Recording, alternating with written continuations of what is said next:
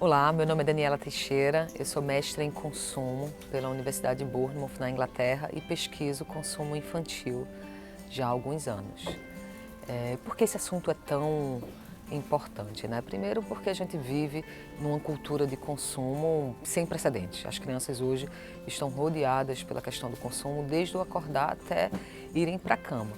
E a gente tem visto, os estudos mostram que isso tem causado diversas doenças, não só de cunho físico, mas também emocional nas crianças. A primeira delas, e que é discutida no mundo todo, é a questão da obesidade, né? Hoje a gente vive uma epidemia de obesidade nas crianças em todo o mundo.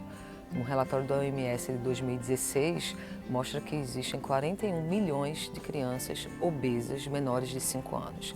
E isso já está relacionado à promoção de alimentos ultraprocessados. Outras doenças que afetam as crianças por conta desse estímulo muito forte ao consumo é a questão da ansiedade, do aumento de TDAH, né, da questão da irritabilidade na criança. Nunca se receitou tanto remédio controlado para as crianças. E tem outras questões também que precisam ser observadas de perto, né, que é a questão da frustração, do estímulo ao materialismo, do estímulo à adultização precoce, né, do estímulo à questão do sexismo, do comportamento agressivo, de uma erotização precoce, tudo isso que vem muito promovido pela propaganda voltada para a criança, né? E a gente não pode esquecer uma coisa, a criança ela é um público-alvo muito rentável para as empresas, né? Porque ela na verdade, ela funciona como 3 mercados em um. Ela é um mercado primário, porque ela tem aquele dinheiro da mesada dela, que ela termina gastando nas suas próprias compras, normalmente de pequenos valores. Ela é um mercado influenciador dos pais, né? Quem é pai sabe que as compras da família são muito influenciadas pelas crianças e ela vai crescer e se tornar o consumidor do futuro. Então ela é 3 mercados em um. Só para a gente ter uma ideia de quanto isso gira em termos de dinheiro, só nos Estados Unidos a criança influencia 700 bilhões de dólares em compra por ano. É muito dinheiro. Isso significa a soma do PIB dos 115 países mais pobres do mundo. Então é por isso que a criança é tão importante como público-alvo para as empresas.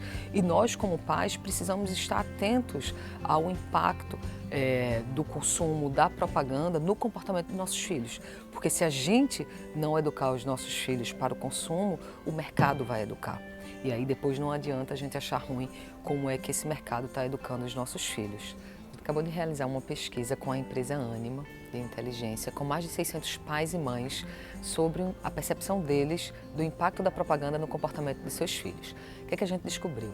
80% dos pais entendem que a propaganda influencia o comportamento dos filhos e mais de 50%, ou seja, mais da metade, é contra a propaganda voltada para crianças menores de 12 anos.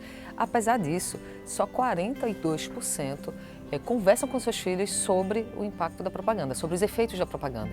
Então isso é uma dicotomia. Ao mesmo tempo em que os pais percebem que é um assunto importante, que tem influência no comportamento dos filhos, menos da metade pegam tempo para conversar com os seus filhos sobre o assunto. Outro dado interessante reflete um pouco da vida moderna das famílias de hoje. A gente perguntou aos pais quais eram as atividades que eles mais viam seus filhos envolvidos. E o que apareceu? Brincando em casa, assistindo televisão e em frente a telas, videogame, tablet ou celular.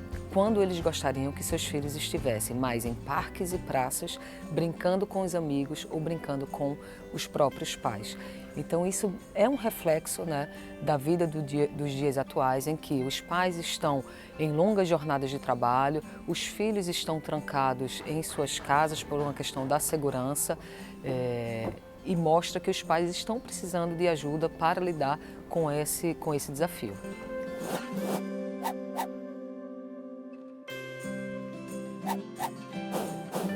Hoje já pode ser considerada, a propaganda infantil já pode ser considerada proibida no Brasil. Isso porque tem uma resolução do CONANDA, a 163, que proíbe propaganda voltada para crianças menores de 12 anos.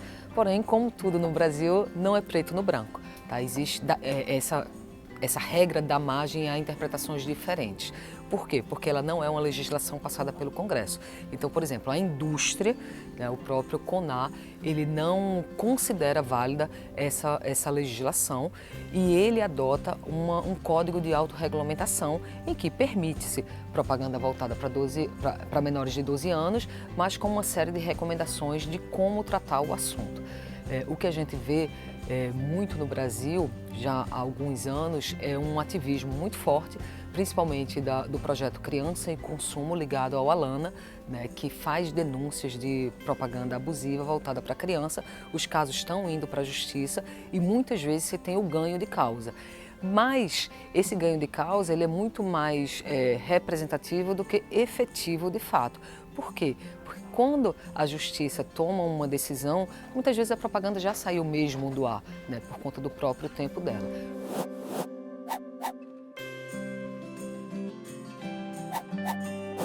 O que os pais podem fazer? A primeira coisa, o que eu acho que é mais importante é a conscientização sobre o tema. Esse é o primeiro passo, né? Porque pais conscientes sobre a importância de se conversar sobre propaganda com os filhos é o primeiro passo para uma educação consciente. Então, é educar os filhos para o consumo. Qual é o papel que o consumo tem dentro da família. Para crianças muito pequenas é controlar mesmo, né? Controlar, por exemplo, o acesso a telas, o tempo de tela. Uma pesquisa recente da Universidade do Michigan constatou que 95% dos aplicativos infantis vêm com propaganda embutida. E a tela, principalmente o celular e o tablet, ele tem uma diferença em relação à televisão. A televisão é uma tela compartilhada em família, né? Tanto é que muitas vezes a televisão fica na sala, então a família assistia junto ou assiste junto àquela programação. O pai, de uma forma ou de outra, está vendo que a criança está assistindo. Isso facilita, inclusive, a educação, né, para consumo. Já o celular e o tablet, ele prioriza uma imersão individual. Então, muitas vezes, os pais acham que a criança está assistindo um determinado tipo de conteúdo, mas ele não tem como saber, ele não tem o controle, a não ser que ele ative alguns dispositivos de segurança, né? Mas ele não tem controle se ali por trás tem uma propaganda ou não, e muitas vezes ela tem. Vamos tomar como, por exemplo, os youtubers mirins, né, que são uma grande febre e uma grande preocupação dos pais. Existe uma modalidade de conteúdo de youtuber mirim que se chama unboxing. O que é unboxing? Unboxing é você ter uma criança do lado de cada tela desembrulhando brinquedos. Isso é tido como uma diversão, né, mas nada mais é do que uma publicidade velada. Porque ela está desembrulhando um brinquedo que foi enviado por uma indústria para que ela fizesse propaganda. E são vídeos de 15, 20 minutos que a criança fica ali hipnotizada apenas vendo outra criança abrindo um brinquedo. E isso gera um desejo para o consumo. E muitas vezes os pais não estão atentos que isso está acontecendo.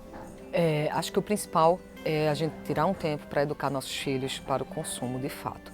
A gente se preocupa com a educação dos nossos filhos em diferentes situações, né? Qual é o curso, qual é a habilidade, qual é a competência que essa criança vai ter, mas muitas vezes a gente esquece ou não tem a consciência de que educar os nossos filhos para o consumo é tão importante quanto, porque isso vai definir como ele vai se relacionar com o consumo, com bens materiais ao longo de toda a sua vida e definir muito que adulto ele vai ser quando ele crescer.